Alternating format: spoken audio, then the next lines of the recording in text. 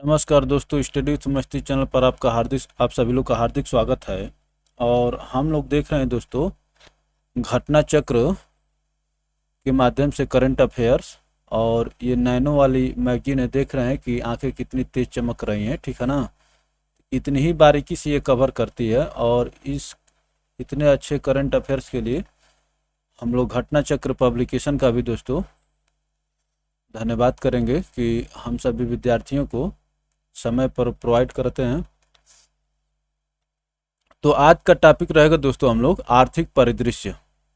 ठीक है, आर्थिक परिदृश्य चलते हैं और एक एक चीज आराम से पूरा इसको कवर करते हैं।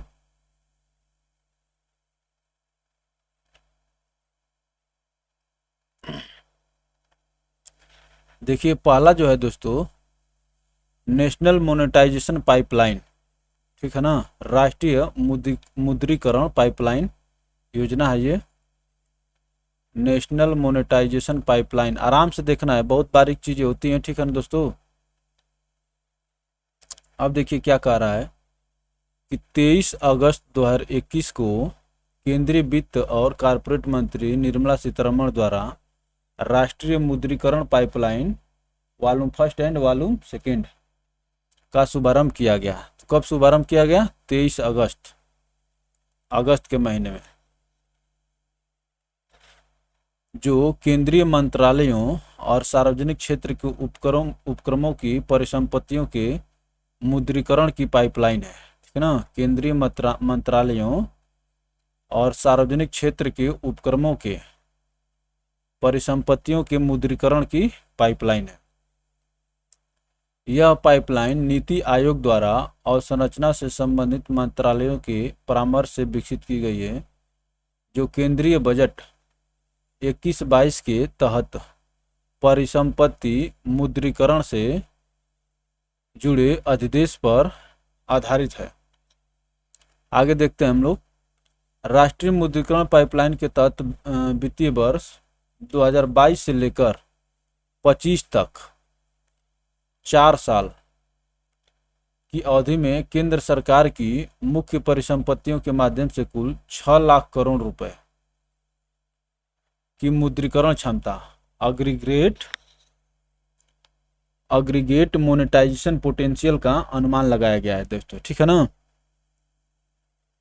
6 लाख करोड़ और 23 अगस्त 2021, ये सब याद रखेंगे हम लोग। उस चीज को मैं हाईलाइट करते चल रहा हूँ। और 22 से लेकर 25 तक, ठीक है ना। यह अनुमानित मूल्य केंद्र द्वारा राष्ट्रीय अवसंरचना पाइपलाइन नेशनल इंफ्रास्ट्रक्चर पाइपलाइन के अंतर्गत प्रस्तावित परिव्यय 43 लाख करोड़ का लगभग 14% है, ठीक है दोस्तों। लगभग 14% है, जिसमें 12 से ज्यादा संबंधित मंत्रालयों और 20 से ज्यादा संपत्ति श्रेणियां शामिल है। राष्ट्रीय अवसंरचना पाइपलाइन 43 लाख करोड़। देखिए, मूल्य के आधार पर वार्षिक चरण के संदर्भ में 0.88 लाख करोड़ रुपए के अनुमानित मूल्य वाली 15% संपत्तियों को वित्त वर्ष 21-22 में जारी करने की कल्पना की गई है। इसमें शामिल संपत्ति श्रेणियों में सड़क, बंदरगाह, हवाई अड्डे, रेलवे, वेयरहाउसिंग, गैस और पेट्रोलियम उत्पादन पाइपलाइन, बिजली उत्पादन और पारेषण, ट्रांसमिशन को पारेषण कहते हैं हमें लगता है, खनन, दूरसंचार, स्टेडियम आदि परिसंपत्तियां हैं। अनुमानित मूल्य के अनुसार कुल पाइपलाइन मूल्य में शीर्ष 5 क्षेत्र की हिस्सेदारी। ये देखिए, ये यहां से प्रश्न बनेगा, ठीक है ना। यहां से प्रश्न बनेगा, अनुमानित मूल्य के अनुसार कुल पाइपलाइन मूल्य में शीर्ष 5 क्षेत्रों की हिस्सेदारी। तो सबसे हिस्सेदारी दोस्तों किसकी है? सड़कों की है 27%, उसके बाद रेलवे की है 25%, बिजली की है 15%, उसके बाद तेल और गैस पाइपलाइन 8%, दूरसंचार पाइपलाइन 6%।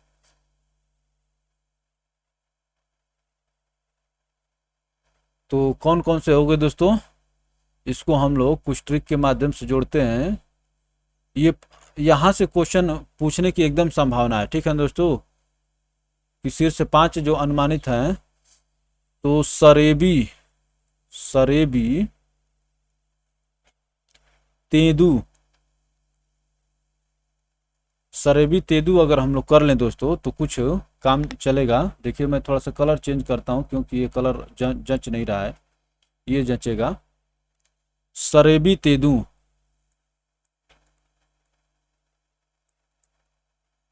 ये ट्रिक है दोस्तों, ट्रिक का मैंने रीजनिंग से कोई लेना देना नहीं होता है, ताकि याद रहे आपको।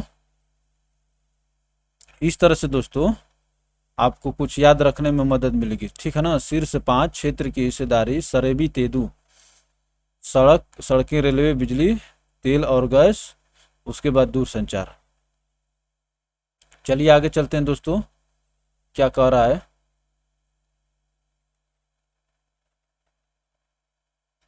वित्त वर्ष 22 से 25 के लिए क्षेत्रवार मुद्रीकरण पाइपलाइन,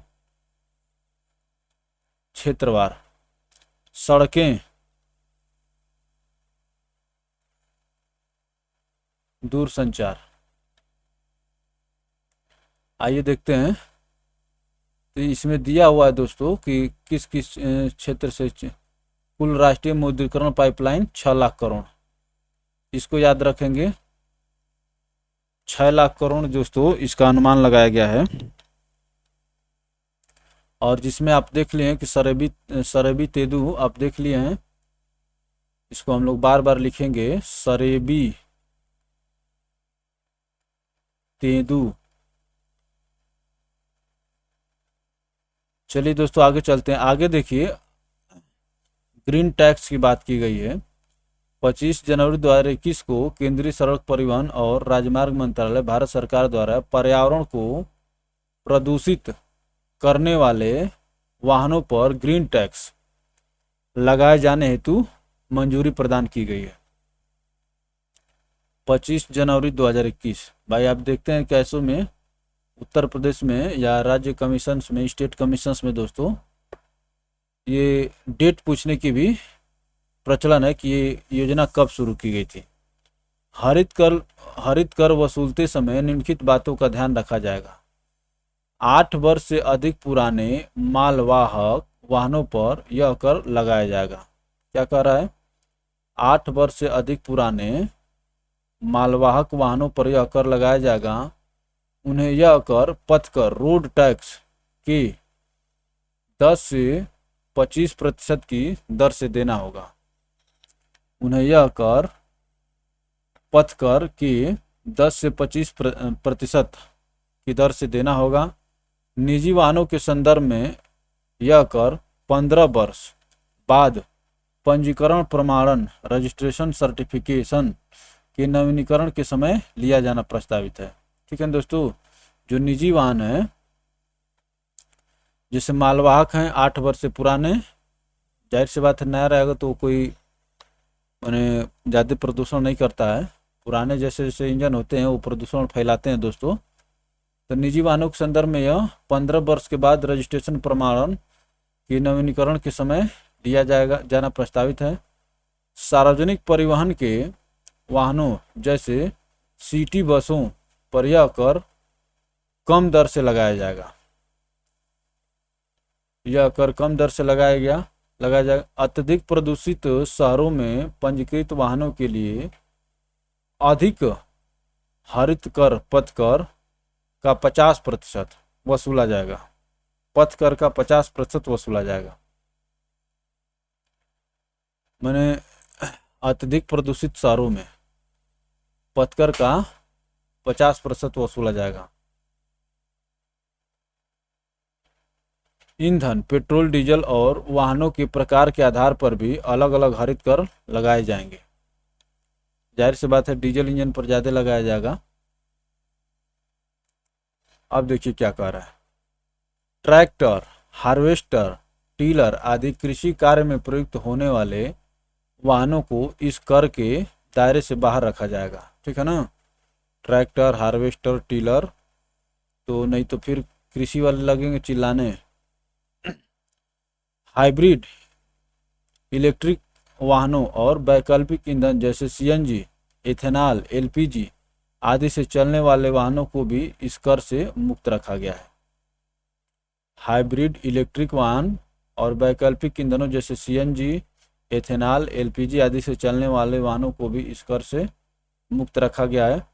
तो यहाँ से देख रहे हैं ना, पूछ लेगा कि ट्रैक्टर पर लगेगा कि नहीं, और सीएनजी एलपीजी पर लगेगा कि नहीं, और क्या पूछ सकता है, मालवाहक वाहनों पर कितने वर्ष के बाद, निजी वाहनों पर कितने वर्ष के बाद, क्या क्या कैपिंग होगी टैक्स की, तो 10 से 25% के बीच में लगाया जाएगा। ठीक है दोस्तों, तो ये सब सारी बातें हैं। अब देखिए क्या कह रहा है केंद्रीय बजट 21-22 के संदर्भ में।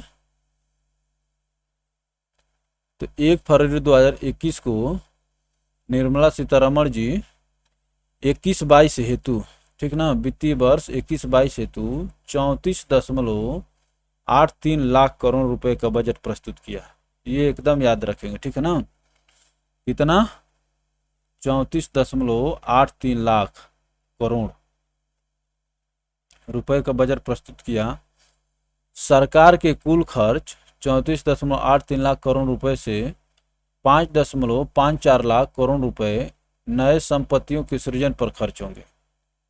सरकार के कुल खर्च करोड़ से, इतने लाख करोड़ से दोस्तों 5.5 लाख करोड़ नए संपत्तियों के सृजन पर खर्च होंगे, जो निश्चित रूप से एक सकारात्मक पहल है। ठीक है दोस्तों, जो निश्चित रूप से एक सकारात्मक पहल है। केंद्रीय वित्त मैंने वही सीतारमण जी एक फरवरी संसद में पेश केंद्रीय बजट 21-22 में आत्मनिर्भर भारत का विजन प्रस्तुत किया गया है। ठीक है ना, आत्मनिर्भर भारत का विजन प्रस्तुत किया गया है। 21-22 के लिए प्रस्तुत बजट प्रस्ताव 6 स्तंभों पर, देखिए यहाँ से क्वेश्चन पूछा गया था। ठीक है ना, ये झारखंड पीएससी में प्रश्न पूछा गया था अभी हाल साल में और सभी एग्जाम्स में। तो ये बहुत चर्चा वाला पॉइंट है। जो 6 स्तंभ है इसी में से पूछा था कि इसमें से कौन सा स्तंभ नहीं है। 21-22 के लिए प्रस्तुत बजट प्रस्ताव 6 स्तंभों पर आधारित है, जो निम्नवत है। कौन कौन से हैं दोस्तों? स्वास्थ्य एवं खुशहाली, हेल्थ एंड वेल बीइंग पहला हो गया। भौतिक एवं वित्तीय पूंजी तथा अवसंरचना, physical and financial capital and infrastructure, physical and financial capital and infrastructure. उसके बाद देखिए दोस्तों, आकांक्षी भारत के लिए समावेशी विकास, inclusive development for aspirational India. मानव पूंजी को पुनः ऊर्जावान बनाना, री इनविगोरेटिंग ह्यूमन कैपिटल, री इनविगोरेटिंग ह्यूमन कैपिटल, मानव पूंजी को पुनः ऊर्जावान बनाना। मैं इसलिए आराम से बता रहा हूं दोस्तों कि ये सभी पूछे गए। ठीक है ना, अब देखिए आगे क्या है। नवाचार एवं अनुसंधान तथा विकास, innovation and research and development. और छठवां कौन सा दोस्तों? न्यूनतम सरकार अधिकतम शासन, minimum government and maximum governance. ये दोस्तों 6 टॉपिक हैं। Health well being, physical and financial capital, उसके बाद inclusive development for aspirational India, reinvigorating human capital, मानव पूंजी को पुनः ऊर्जावान बनाना, innovation and research and development, minimum government maximum governance. ये तो सरकार का मोटो ये पहले से। चलिए दोस्तों आगे देखते हैं।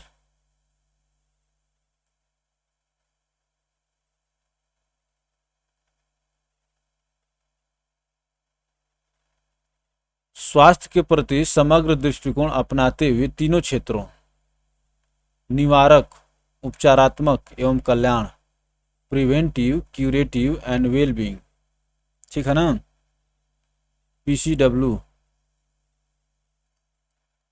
को सुदृढ़ करने पर ध्यान केंद्रित किया गया है। बजट वर्ष 21-22 के बजट अनुमानों में कोविड-19 वैक्सीन हेतु 35,000 करोड़ रुपए का प्रस्ताव है। तो वैक्सीन हेतु कितना है दोस्तों? 35,000 करोड़ रुपये। इस बजट में स्वास्थ्य सुविधाओं हेतु 2.23 लाख करोड़ 2.23 लाख करोड़ रुपए खर्च करने की घोषणा की गई है, जो विगत वर्ष की तुलना में 137% अधिक है। बहुत अधिक है दोस्तों, बड़ा है, ठीक है, अच्छी बात है। और इस समय स्वास्थ्य सबसे सर्वोपरि हो गया है। विगत वर्ष की तुलना में 137% अधिक है। तो ये सभी प्रश्न आपसे पूछे जाने योग्य हैं, ठीक है ना। स्वास्थ्य सुविधाओं पर 2.23 लाख करोड़ और जो विगत वर्ष की तुलना में दोस्तों 137% अधिक है। और कोरोना वैक्सीन के लिए 35,000 करोड़ रुपए। अब चलिए आगे चलिए। कुल प्राप्तियों को यदि राजस्व और पूंजीगत प्राप्तियों में बांटा जाए तो कुल प्राप्तियों में 51.34% हिस्सा राजस्व प्राप्तियों का है, जबकि शेष हिस्सा पूंजीगत प्राप्तियों का है, ठीक है दोस्तों। तो राजस्व प्राप्तियों का हिस्सा जो है कुल प्राप्तियों में ज़्यादा है, ठीक है ना, पूंजीगत प्राप्तियों से। भले ही थोड़ा सा ही ज़्यादा दिख रहा है, लेकिन ये थोड़ा सा जो है सरकार की निगाह में जब पैसे मैंने आम आदमी की निगाह में देखें तो बहुत करोड़ हो जाएंगे, ठीक है ना। तो राजस्व प्राप्तियों का हिस्सा ज़्यादा है प्राप्तियों में। इसी तरह कुल व्यय में 84.09% राजस्व खाते पर, ठीक है ना, जहाँ से ज़्यादा आमदनी वहीं पर ज़्यादा व्यय भी हो रहा है, जबकि मात्र 15.91% पूंजी खाते पर व्यय करने का अनुमान है। देख रहे हैं, ये राजस्व खाते पर आ रहा है, उसमें अंतर कम है, जबकि व्यय वाला में अंतर ज़्यादा है। अब देखिए 19-20, 20-21, 21-22 ये जो है संशोधित अनुमान और बजट अनुमान। तो देखिए ये है 21-22। अब देखिए तो हम लोग को देखना है दोस्तों बजट अनुमान, ठीक है ना। राजस्व घाटा 5.1%,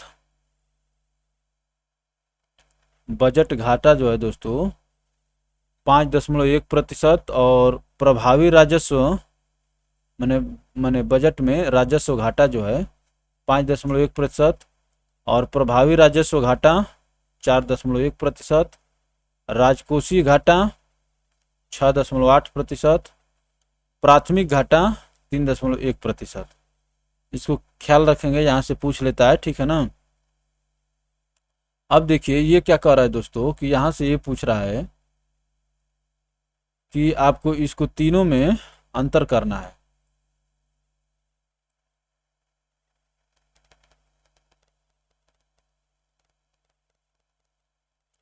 अब देखिए व्यय के घटक, यहाँ पर देखना है कि व्यय के घटक और प्राप्तियों के घटक।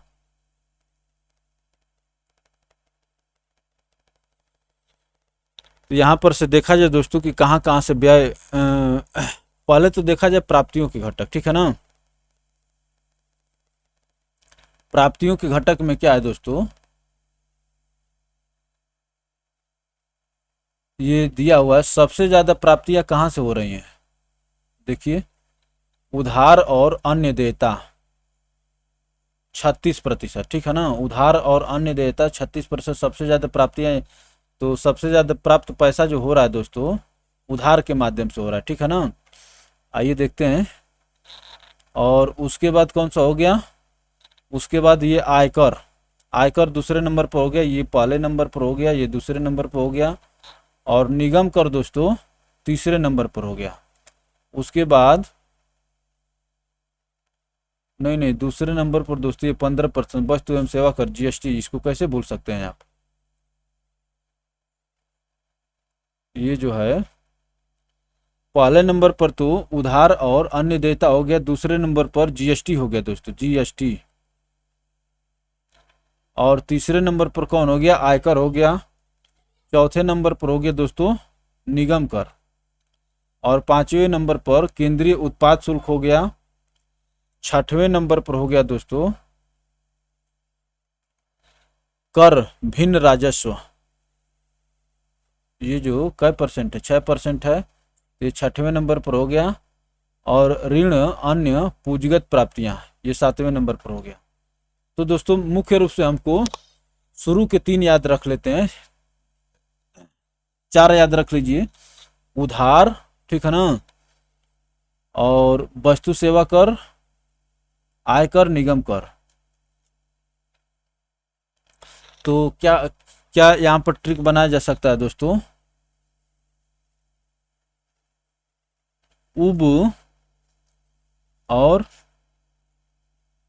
निय, उबनीय,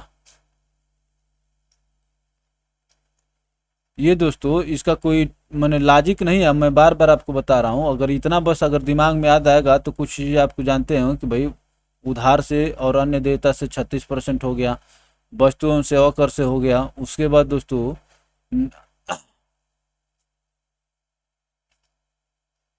ये यहाँ पर थोड़ा सा ये मिस्टेक हो गया, ठीक है ना। क्या मिस्टेक हुआ है, देखिए क्या आएगा पहले, यहाँ पर पहले उधार आएगा, उसके बाद आएगा वस्तु, उसके बाद दोस्तों आयकर आएगा, आन, उब आनी, उधार, वस्तु एवं सेवा कर, आयकर, निगम कर, उसके बाद केंद्रीय उत्पाद शुल्क हो गया दोस्तों। इस तरह से तो ये आपके सरकार की प्राप्तियों का स्रोत है, ठीक है ना। अब देखिए खर्चे का स्रोत, सबसे ज्यादा खर्च कहाँ पर हो रहा है बताइए, यही प्रश्न पूछा था ब्याज अदायगी पर, ठीक है दोस्तों। यही प्रश्न पूछा था कि सबसे ज्यादा खर्च जो है दोस्तों ब्याज अदायगी पर कर रही है सरकार, 20%। देख रहे हैं ना, एक तो पहला यही हो गया। और दूसरा क्या हो जाएगा दोस्तों बताइए, दूसरा है करों एवं शुल्कों में राज्यों का हिस्सा, जो राज्यों को हिस्सा मिलता है दोस्तों, ये दूसरे नंबर पर हो गया।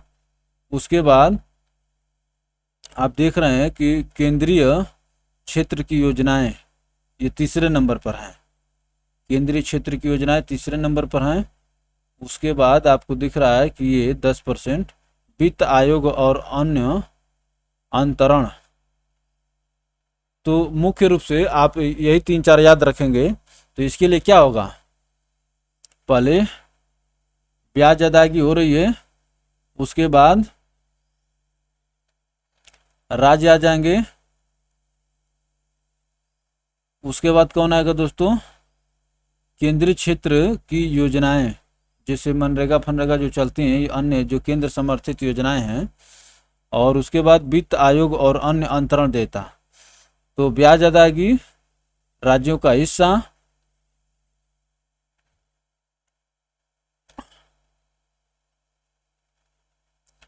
बड़ा केब कर लेते हैं, केंद्र और वित्त आयोग, बड़ा केबी। तो देखिए उब आनी और बड़ा केबी, ये 2 ट्रिक हो गए दोस्तों, ठीक है ना। चलिए आगे चलते हैं। यहाँ पर कह रहा है कि कुल व्यय में करों और शुल्कों में राज्यों का हिस्सा शामिल है। कुल व्यय में करों और शुल्कों में राज्यों का हिस्सा शामिल है, कुल प्राप्तियों में करों और शुल्कों में राज्यों का हिस्सा शामिल है। आंकड़ों को पूर्णकालिक पूर्णांकित किया गया है। तो उबआनी और बड़ा केबी, ये आप याद रखेंगे दोस्तों। तो सबसे पैसा आपको प्राप्त कहाँ से होता है, उधार से। सबसे ज़्यादा कहाँ जाता है, ब्याज में। ये दोनों चीज़ें एक दूसरे से रिलेटेड हैं। चलिए आगे चलते हैं दोस्तों। अब देखिए यहाँ से बड़ा करके देखना पड़ेगा।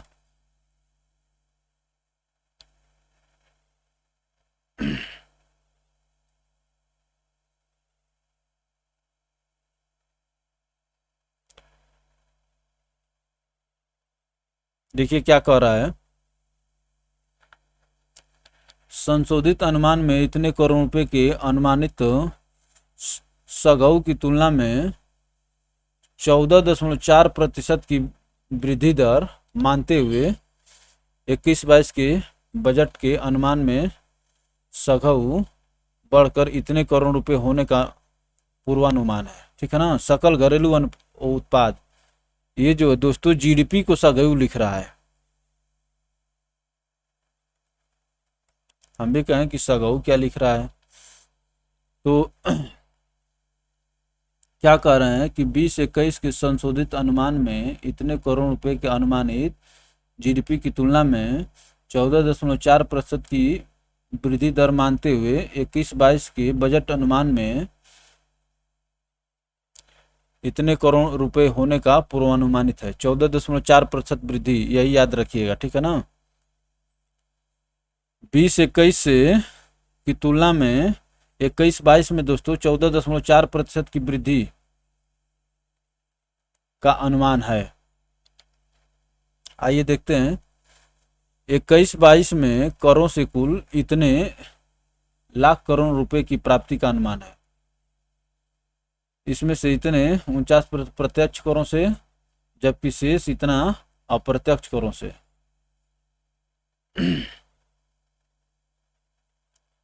प्राप्ति का अनुमान है। ठीक है दोस्तों, चलिए आगे चलते हैं।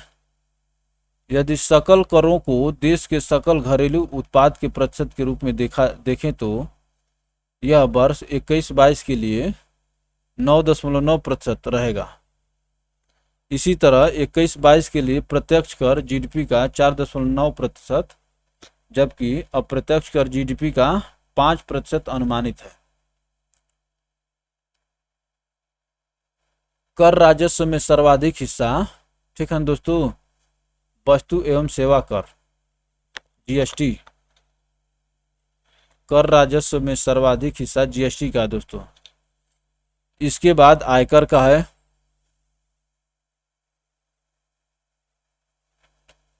उसके बाद दोस्तों किसका, निगम कर हो गया, शीर्ष हिस्सेदारी रखते हैं। ठीक है ना, तो कर राजस्व में भाई उधार तो कर में नहीं आता ना, सबसे पैसा तो उधारी में आता है और सबसे ज़्यादा जाता भी है ब्याज अदायगी में। लेकिन उसके बाद जो हम लोग देखे थे उसके अनुसार जो सबसे ज़्यादा जीएसटी में हो गया, जीएसटी से पैसा आया, उसके बाद इनकम टैक्स हो गया, उसके बाद दोस्तों निगम कर हो गया। तो जीआईएन अगर कर लिया जाए तो कर को याद किया जा सकता है। ठीक है ना, जीआईएन का मतलब कि जीएसटी, इनकम टैक्स और निगम कर। करदाताओं के संदर्भ में इस बार 2 घोषणाएं की गई हैं। पहली घोषणा यह रही कि अब 75 वर्ष से अधिक उम्र के ऐसे बुजुर्ग जो केवल पेंशन और जमा से होने वाली ब्याज आय पर निर्भर हैं, उन्हें इनकम टैक्स रिटर्न फाइलिंग की ज़रूरत नहीं होगी। उन्हें इनकम टैक्स रिटर्न फाइलिंग की ज़रूरत नहीं होगी। 75 वर्ष से अधिक उम्र के ऐसे बुजुर्ग जो केवल पेंशन और जमा से होने वाले ब्याज पर निर्भर हैं, उन्हें इनकम टैक्स, जिसको आईटीआर कहते हैं, रिटर्न की जरूरत नहीं होगी। दूसरी घोषणा क्या है, होम लोन लेने वालों के लिए रही। सस्ते मकान की खरीद हेतु गृह ऋण के ब्याज भुगतान पर 1.5%, 1.5 लाख रुपए तक के अतिरिक्त कर कटौती, टैक्स डिडक्शन को और 1 वर्ष बढ़ाने का प्रस्ताव किया गया है। अर्थात अब करदाता इस अतिरिक्त कर कटौती का लाभ 31 मार्च 2022 तक ले सकेंगे। ठीक है दोस्तों, तो अगर आपके पास गृह लोन है दोस्तों तो 1.5 लाख तक आपको छूट मिल जाएगी टैक्स। ये क्या कर रहे देखिए, दूसरी घोषणा लेने वालों के लिए रही। सस्ते मकान की खरीद हेतु गृह ऋण के ब्याज भुगतान पर 1.5 लाख रुपए तक के अतिरिक्त कर कटौती, टैक्स डिडक्शन को और 1 वर्ष का प्रस्ताव है, वर्ष बढ़ाने का प्रस्ताव है। आगे चलते हैं दोस्तों, यहाँ पर देखिए चार्ट दिया हुआ है, लेकिन चार्ट से इधर जो थोड़ा सा जो दिया उसको हम लोग देख लें इसको, उसके बाद फिर चार्ट पर आते हैं।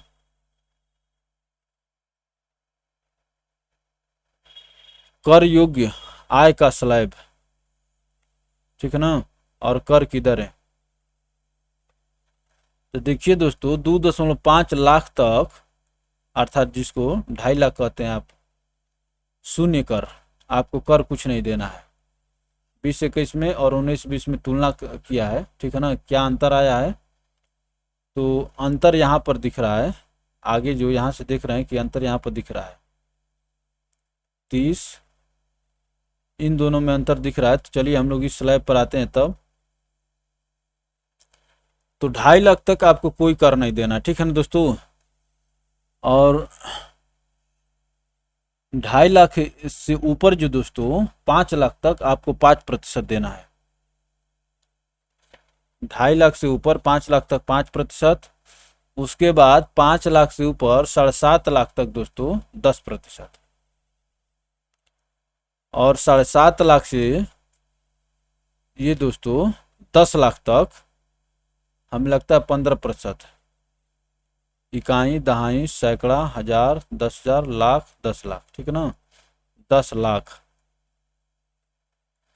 10 लाख तक दोस्तों आपको कितना देना है, 15%। और 10 लाख से ऊपर, 10 लाख से ऊपर जो है दोस्तों 20%। और ये क्या है, हजार,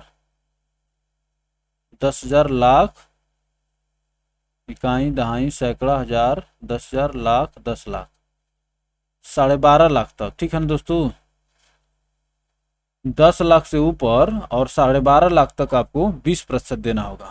तो इसी को कहते हैं रेग्रेसिव। अग्रेसिव मैंने इसको कहते हैं कि दोस्तों जैसे जैसे आपकी आमदनी बढ़ेगी वैसे वैसे कर का प्रतिशत बढ़ते जाता है। देख रहे हैं कि 10 से 12.5 लाख तक 20 हो गया, 12.5 से 15 लाख तक 25 हो गया, और जो दोस्तों 15 लाख से ऊपर 30% आपको देना होगा। तो परिवर्तन कहाँ पर आया है, यहाँ पर, ठीक है ना। जो पहले 30% देना होता था 10 लाख से ऊपर, ठीक है ना दोस्तों, 10 लाख से 12.5 लाख तक जो 30% देना था तो वो भी 20% हो गया, और ये भी 30 से 25 हो गया। तो पहले 20, उसके बाद 30, 25। मैंने ये मैं बता रहा हूँ कि 10 से 12.5 लाख तक 20, और 12.5 से 15 लाख तक 25, 15 लाख से ऊपर 30%। तो ये आपकी आमदनी पर लगने वाला टैक्स है। तो एक बार और बता देता हूँ मैं, 2.5 लाख से ऊपर शून्य, 2.5 लाख तक शून्य, 2.5 से 5, 2.5 से 5 तक 5%, और 5 से 7.5 10, 7.5 से 10 लाख तक 15%, 10 लाख से 12.5 लाख तक 20%, और 12.5 लाख से दोस्तों 15 लाख तक 25%, और फिर 15 लाख से ऊपर दोस्तों 30%। अब देखिए क्या कह रहा है, 21-22 में कुल इतने करोड़ रुपए की सब्सिडी प्रस्तावित है। इसको याद रखिए क्या पूछ कह रहा है, इकाई, दहाई, सैकड़ा, हजार, 10,000, लाख, 3,69,898.88, 3,69,898.88 करोड़ रुपए की सब्सिडी प्रस्तावित है। जानते हैं ना, सब्सिडी सब्सिडी देती है सरकार, तभी हम लोग को चीजें सस्ती रूप में मिलती हैं। यह वर्ष 20-21 के संशोधन अनुमान इतने की तुलना में इतने प्रतिशत कम है, ठीक है ना। यह वर्ष 20-21 के संशोधित अनुमान इतने करोड़ की तुलना में इतने प्रतिशत कम है। वर्ष 21-22 हेतु प्रस्तावित कुल सब्सिडी में खाद्य, उर्वरक, पेट्रोलियम तथा ब्याज भुगतान का योगदान लगभग 98% है कुल प्रस्तावित सब्सिडी में। तो 3,69,898, और खाद्य, उर्वरक, पेट्रोलियम, ये दोस्तों मैंने सबसे ज़्यादा सब्सिडी कवर करने वाले हैं। भारत में कुल सब्सिडी का लगभग इतना प्रतिशत अकेले खाद्य मद में व्यय होता है, 65%। मध्यवार सब्सिडी में खाद्य सब्सिडी के बाद यूरिया सब्सिडी 15%, पोषण आधारित सब्सिडी और किसानों के लघु अवधि ऋणों के ब्याज पर दी जाने वाली सब्सिडी, एलपीजी सब्सिडी अधिकतम हिस्सेदारी वाली मदें हैं। ठीक है ना। तो सब्सिडी में दोस्तों सबसे कौन हो गया, खाद्य हो गया, उसके बाद यूरिया सब्सिडी, उसके बाद पोषण आधारित, ये सब चीज़ याद रखेंगे। ठीक है ना। टॉप 3 याद रखिए, खाद्य हो गया, यूरिया हो गया, उसके बाद दोस्तों पोषण आधारित।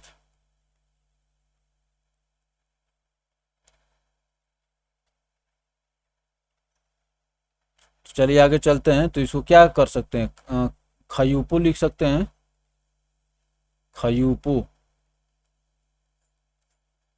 जो लोग ट्रिक का महत्व तो समझ रहे होंगे वो जानते होंगे। देखिए किसी तरह से दिमाग में बैठाना है। ठीक है ना। और देखिए ये जो चार्ट है, बजटीय विवरण 21-22 क्या कह रहा है, कुल प्राप्तियां जितनी उतना ही व्यय। 34,83,000 34,83,000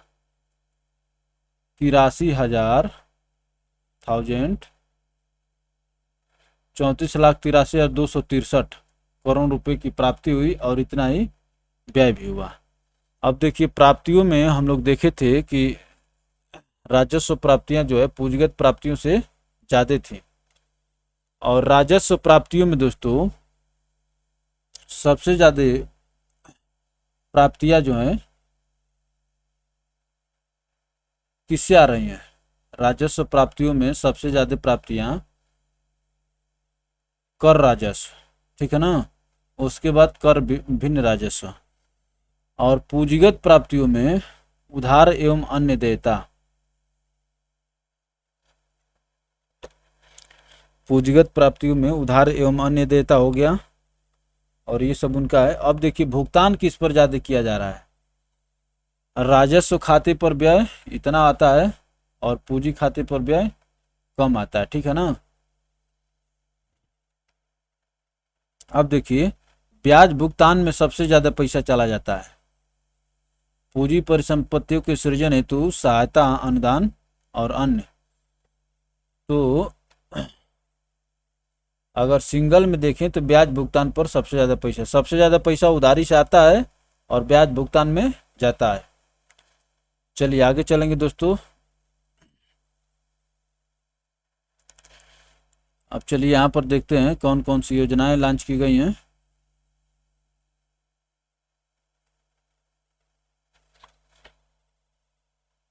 बजट 21-22 में ब्याज भुगतान हेतु लगभग 8.1 लाख करोड़ रुपए अनुमानित हैं, जो वर्ष 20-21 के बजट अनुमान से लगभग 14%, जबकि उसी वर्ष के संशोधित अनुमान से लगभग इतने प्रतिशत अधिक है।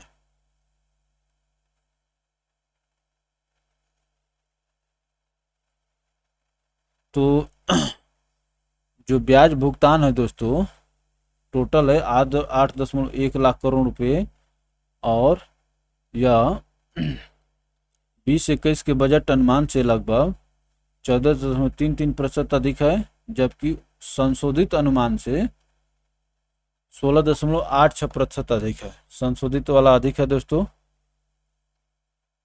अब देखिए क्या कह रहा है, बजट 21-22 में प्रमुख योजनाओं पर व्यय। क्या व्यय हुआ है,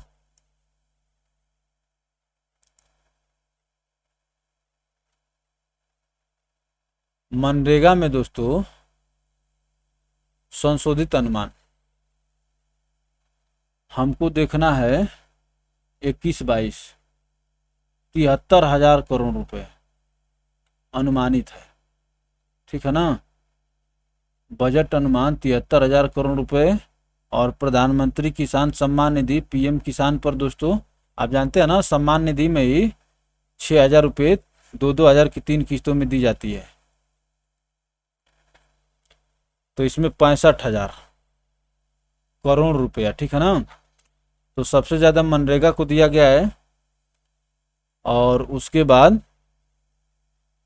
योजनाओं पर व्यय में, ऐसा मत समझ लीजिए कि गड़बड़ मत समझ लीजिएगा, सबसे ज़्यादा पैसा तो ब्याज अदायगी में जाता है, लेकिन जो योजनाओं में खर्च होता है वो सबसे ज़्यादा किस में जा रहा है, मनरेगा, उसके बाद पीएम किसान सम्मान निधि, राष्ट्रीय शिक्षा मिशन, उसके बाद राष्ट्रीय स्वास्थ्य मिशन। तो देखिए दोस्तों, राष्ट्रीय स्वास्थ्य मिशन पर ज़्यादा है शिक्षा मिशन से, स्वास्थ्य की इशू आया है कोविड के बाद।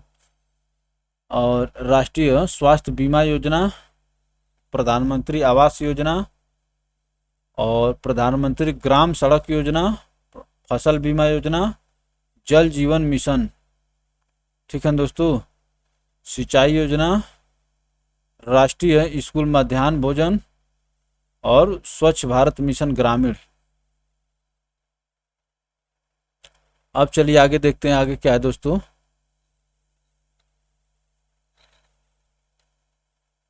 पीएम आत्मनिर्भर स्वस्थ भारत योजना। भारत को स्वस्थ बनाने हेतु बजट में पीएम आत्मनिर्भर स्वस्थ भारत योजना प्रारंभ करने की घोषणा की गई है। इस योजना हेतु अगले 6 वर्षों में 64,180 करोड़ रुपए परिव्यय की योजना है। तो दोस्तों हम लोग देख रहे हैं पीएम आत्मनिर्भर स्वस्थ भारत योजना, और क्या कह रहा है कि भारत को स्वस्थ बनाने हेतु बजट में पीएम आत्मनिर्भर स्वस्थ भारत योजना प्रारंभ करने की घोषणा की गई है। इस योजना हेतु अगले 6 वर्षों में 64,180 करोड़ रुपए के परिव्यय की योजना है।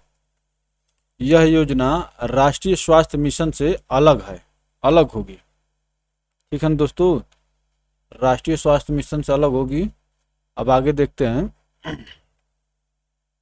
पोषण 2.0, देश के स्वास्थ्य एवं खुशहाली हेतु पोषण को एक महत्वपूर्ण घटक के रूप में रेखांकित किया गया है। पोषण को मजबूत करने हेतु केंद्रीय बजट में संपूरक पोषण कार्यक्रम तथा पोषण अभियान का विलय करते हुए संपूरक, देखिए कौन कौन से ये पूछ लेता है, संपूरक पोषण कार्यक्रम तथा पोषण अभियान का विलय करते हुए मिशन पोषण 2.0 प्रारंभ करने की घोषणा की गई है। जल जीवन मिशन शहरी, ठीक है ना। तो इसमें दोस्तों यहाँ से हम लोग देखें तो कहाँ से, उत्तर प्रदेश से ये जनगणना हो गया, आवंटित आर्थिक समीक्षा। तो चलिए दोस्तों इस क्लास में इतने तक ही रहने देते हैं। जल जीवन मिशन शहरी को हम लोग अगले से में देखेंगे, शुरू करेंगे। चलिए दोस्तों अभी के लिए इतना ही। अगर वीडियो अच्छा लगे तो आप लोग लाइक करके शेयर कर सकते हैं ताकि आपके दूसरे मित्रों तक भी पहुंचे, और चैनल को सब्सक्राइब करके घंटी के आइकन को प्रेस कर सकते हैं ताकि आपको हर एक वीडियो को नोटिफिकेशन मिलता रहे, और आपका सब्सक्रिप्शन और लाइक ही दोस्तों मुझे और मेरी टीम को मोटिवेशन का काम करती है। तो आप वीडियो को लाइक और चैनल को सब्सक्राइब करना ना भूलें। चलिए आप सभी को अंत में पुनः धन्यवाद।